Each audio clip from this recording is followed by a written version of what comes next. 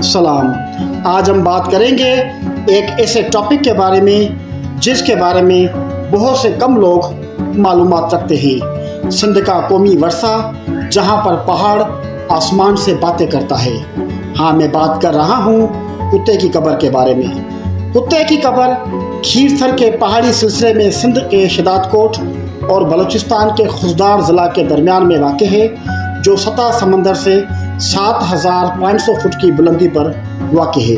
पाकिस्तान के सूबा सिंध की हुकूमत ने कुत्ते की कब्र को कौमी वर्षा करार दे दिया है और इस मकाम को महफूज बनाने के लिए इक़दामात भी किए जा रहे हैं। हुकूमत सिंध की तारीख और शख्सियात के बारे में मरतब की गई है। एनसाइक्लोपीडिया सिंधियाना के मुताबिक यहाँ मौसम सरमा में शदीद सर्दी होती है और गर्मी का मौसम भी खुशगवार रहता है। इस इलाके में जून और जुलाई में कम से कम दर्जा हरारत 13 सेंटीग्रेड और ज़्यादा से ज़्यादा 25 सेंटीग्रेड होता है। एनसाइक्लोपीडिया सिंधियाना में बताया गया है कि बरतानवी जनरल और सिंध के फातेह चार्ल्स नेपियर भी यहाँ आए थे और उन्होंने यहाँ एक पक्का तालाब भी तामीर करवाया था। इनके अलावा दीगर बरतानवी अफसरान भी यहाँ तफरीह के लिए आते रहे हैं, जिनमें W.H. Bulletin, George बेडरसन, W.H. Locks और दीगर के नाम आज भी पत्थरों पर मौजूद हैं। लबे सिंध में खुदादाद लिखते हैं कि सिंध के कमिश्नर एस मैनफील्ड 1861 में यहाँ आए थे और वो इस इलाके के बारे में कहते हैं कि ढायारो पहाड़ एक तवील कामत पहाड़ है। ऐसा लगता है कि जैसे आसमान से बात कर रहा हो।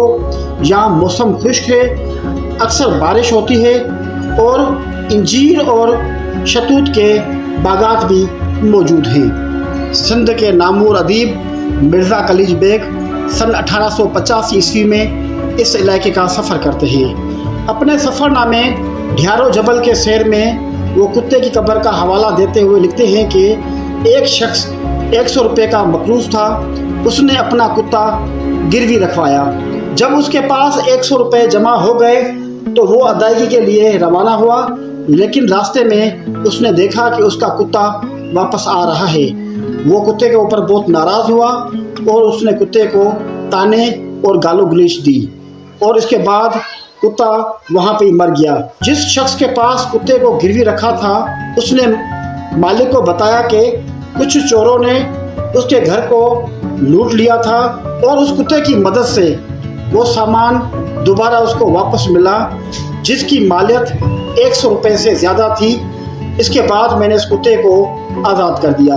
मालिक ये सुनकर उसको बहुत दुख हुआ और वो वापस आकर उसी जगह पर कुत्ते की कब्र तामीर करवाई। नामूर माहिर आसार कदीमा डॉक्टर कलीमुल्लाह लाशारी का कहना है कि ये कब्र कदीम दौर में तामीर की गई थी, जिसको दीगर कदीम कब्रों की तरह पत्थरों से बनाया गया है। वो मज़ीद कहते हैं कि कब्र एक पहाड़ी पर वाक़ है जहाँ तक रसाई आसानी से हो सकती है, जिससे मालूम होता है कि ये कब्र किसी मोतबर या सरदार की है। कुत्ते की कब्र के इलाके के बारे में कहा जाता है कि वहाँ गैस के ज़खायर मौजूद है।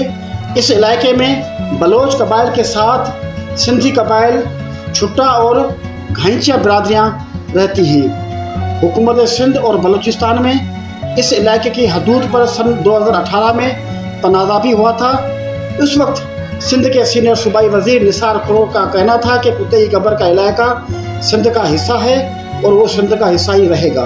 निसार खोड़ो ने 1876 का गज़ट भी दिखाते हुए बताया कि कुत्ते की कब्र का इलाका तकरीबन 2.5 लाख एकड़ एराज़ी पर मुश्तमिल है, जो खीरथर की पहाड़ी सिलसिले में ठंडा इलाका है, जो गोरख हिल स्टेशन से भी ज़्यादा बुलंद है।